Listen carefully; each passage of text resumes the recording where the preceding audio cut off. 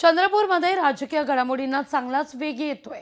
मनपात सत्ता स्थापनेकरता भाजपची ठाकरे सेनेला ऑफर आहे। सूत्रांकडून हे कळतंय, ठाकरेंच्या शिवसेनेला महापौर पदाची ऑफर असल्याचं सूत्रांकडून कळतंय।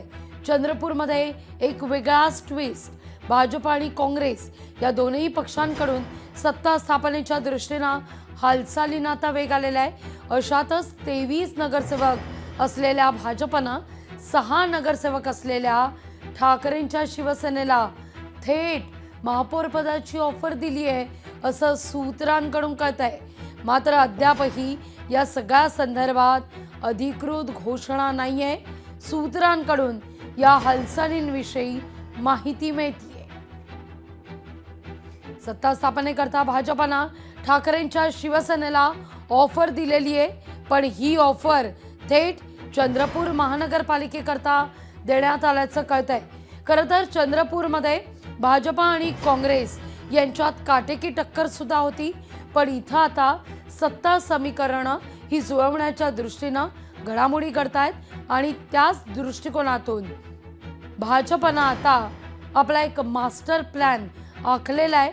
भाजपनं थेट ठाकरेंच्या शिवसेनेला या ठिकाणी आम्ही तुम्हाला महापौर करतो अशी एक ऑफर दिली असल्याचं कळतंय आणि ठाकरेंच्या शिवसेनेसोबत सत्ता स्थापनेच्या दृष्टीनं हालचाली घडत असल्याची सूत्रांची माहिती आहे।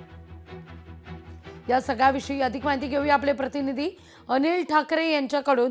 अनिल, जे खरं तर मुंबईत होईल की काय अशी चर्चा होत होती, ते थेट चंद्रपूरमध्ये घडताना दिसतंय। काय घडतायत पडद्यामागे घडामोडी?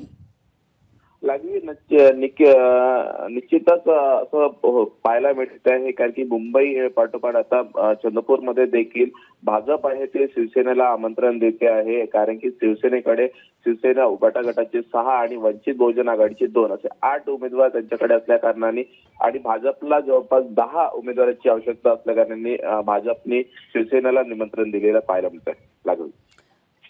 या निश्चितच या निमंत्रणासंदर्भात अधिकृत आता काय वक्तव्य केली जातात हे पाहणं महत्त्वाचं असेल। अनिल, तुर्तास धन्यवाद तुम्ही दिलेल्या सविस्तर माहिती करता। लोकशाही मराठी ऐका, पहा, जागरूक रहा।